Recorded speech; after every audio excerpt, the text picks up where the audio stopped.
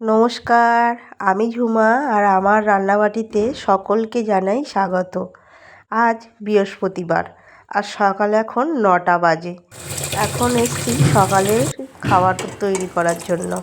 আজকে ভাবলাম একটু ফেনা ভাতে করি, কেন ফেনা ভাতে খেতে আমরা তিনজনেই ভীষণ ভালোবাসি। তাই অল্প একটু চাল নিয়ে বসিয়ে দিলাম হাঁড়িতে করে, আর দিয়ে দিলাম আলু সিদ্ধ। সকালের বাজারও ওই 8:30 9টার মধ্যেই আজকে করে নিয়ে এসছে, তাই সেই মাছগুলো ঢেলে ধুয়ে নেব। এখানে আছে পমফ্রেট মাছ আর চিংড়ি মাছ, আর সঙ্গে সবজিও নিয়ে এসছে। এই যে বেগুনটা পমফ্রেট মাছ দিয়ে হবে, আর ভেন্ডি নিয়ে এসছে, ভেন্ডিটা ওই চিংড়ি মাছ দিয়ে হবে। দেখতে দেখতে ভাতটাও হয়ে গেছে। এবার দুটো শুকনো লঙ্কা ভেজে নেব। বেশ কয়েকদিন ধরে শুকনো লঙ্কা ভাজা দিয়ে আলু সিদ্ধ মাখানো হচ্ছে, খেতে তো দারুণ লাগছে। আর একটু ডিম ভেজে নিলাম, ডিমের পোচ করলাম 3জনার 3টে। এবার আলু সিদ্ধটা মাখিয়ে এই যে ফেনা ভাতটা গরম গরম খাবো, খেতে তো ভীষণ ভালো লাগে। আলু খোলা শুদ্ধ ভাতে দিলাম, কারণ খোলা ছাড়িয়ে দিলে ভাতটা একটু জলসা জলসা মতো হয়, কিন্তু আলু খোলা শুদ্ধ ভাতের মধ্যে সিদ্ধ হতে দিলে বেশ ভালো, খেতে ভালো লাগে। আর আলুর মধ্যে একটা জল ভাব থাকে না। ভালোভাবে তো শুকনো লঙ্কাগুলো মেরে নিচ্ছি। আসলে লঙ্কাগুলো বেশ পুরানো, 2 বছর হয়ে গেছে, আমার মা দিয়ে গেছিলো। কারণ বাপের বাড়ি তো চাষ হয় সব কিছুর। 2 কোটো লঙ্কা দিয়ে গেছিলো। 1 কোটো খাওয়া হয়েছে, আর এই 1 কোটো এখন খাওয়া হচ্ছে। এখন 12:30 বাজে, আর দুপুরের রান্নাটা এখন করতে এসেছি।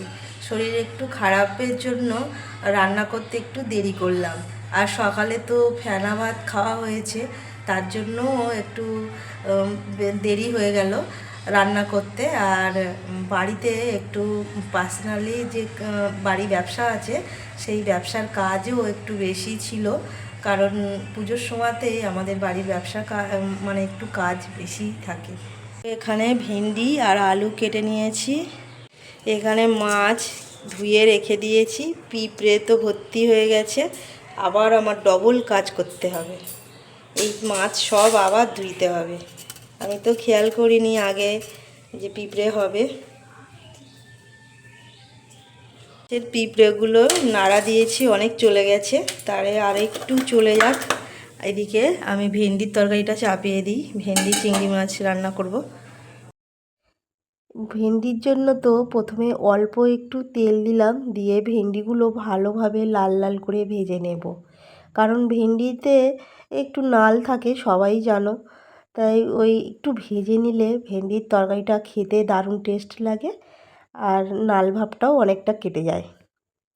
এদিকে দেখো সব পিঁপড়ে চলে গেছে, আর ধুতে লাগেনি। মাছে তো নুন হলুদ মাখিয়ে নিয়েছি, আর এখানে 2 জায়গায় আলু কাটা, একটা ভেন্ডির জন্য, আর এই যে বেগুন আলু দিয়ে মাছের ঝোল হবে। এবার তো মাছগুলো ভালোভাবে ভেজে তুলে নেব।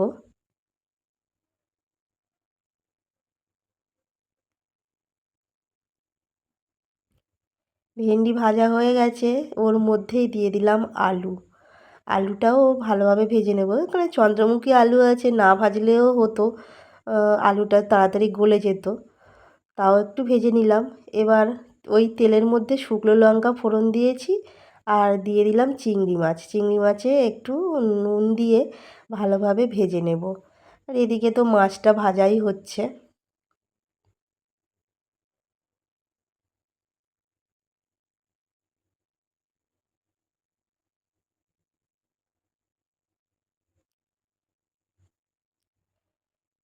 এবার ওই চিংড়ি মাছের মধ্যে অল্প একটু হলুদ দিয়ে দিলাম, দিয়ে আর ভেন্ডি আলু ওর মধ্যে দিয়ে দিলাম, দিয়ে ভালোভাবে একটু ভেজে নেব। আর আজকে এই ভেন্ডিতে পেঁয়াজ দিতে ভুলে গেছি, পেঁয়াজ না দিয়েও কিন্তু রান্নাটা খুব সুন্দর খেতে হয়েছিল।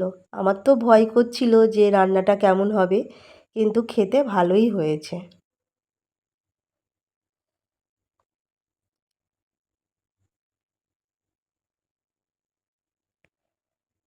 এখানে জল দিয়ে আর একটু ঢাকা দিয়ে রাখবো। এবার সব কিছু গলে গেছে, দিয়ে দিলাম ভাজা মশলা আর দিয়ে নামিয়ে নিয়েছি। আর অন্যদিকে মাছ ভাজা সব কমপ্লিট হয়ে গেছে। এবার ওই বেগুনগুলো ভালোভাবে ভাজবো। আর বেগুন একটু লাল লাল করে ভাজলে খেতে বেশি সুন্দর হয়। দেখতে দেখতে ভেন্ডির তরকারিটা হয়ে গেছে। একটু ঝোল রাখলে ভালো হতো, কারণ খাওয়ার সময় তো একটু ঝোল বসে যায়। যাই হোক, হয়ে গেছে। এবার এই যে বেগুনগুলো ভাজছি, বেগুনও ভাজা হয়ে গেছে, তুলে নেব। বেগুনে প্রচুর তেল টেনে নিয়েছে, তার জন্য আর তরকারি করার জন্য বেশি তেল দেইনি। যে তেল ছিল সেই তেলের মধ্যেই আলুগুলো ভেজেছি। আর দেখছি যে আলু তুলে নিলে আর একটু তেল দিতে হবে, তাই আলু আর তুললাম না, ওর মধ্যেই পেঁয়াজ লঙ্কা দিয়ে দিলাম। দিয়ে ভালোভাবে ওই আলুর সাথে আর পেঁয়াজের সাথে কষিয়ে নিচ্ছি। এবার দিয়ে দিলাম আদা রসুন বাটা, পরিমাণ মতো নুন আর হলুদ দিয়ে ভালোভাবে আলুটা কষিয়ে নেব।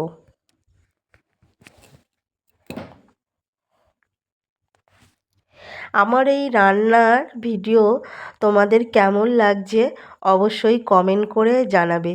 যদি প্রথমবার দেখে থাকো তাহলে পাশে থাকার জন্য অনুরোধ রইল।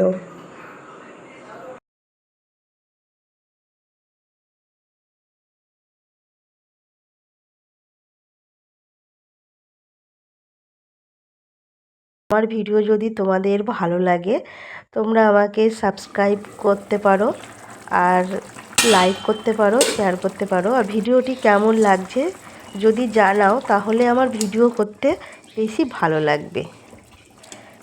রান্নাটা প্রায় কমপ্লিট হয়ে যাওয়ার মতো হয়ে গেছে। মাছ দিয়ে ফুটে উঠলে আমার যে সিক্রেট ভাজা মশলাটা আছে এটা দিয়ে দিলাম, দিয়ে একটু ঢাকা দিয়ে এই তরকারিটা নামিয়ে নিলাম। খেতে কিন্তু দারুণ হয়। সন্ধে এখন 7:30 বাজে আর করছি তালফুরুলি। তালফুরুলির ভিডিওটা অন্য একদিন দেব। আর দেখা হবে আবার অন্য কোনো ভিডিওতে। সবাই ভালো থাকবেন।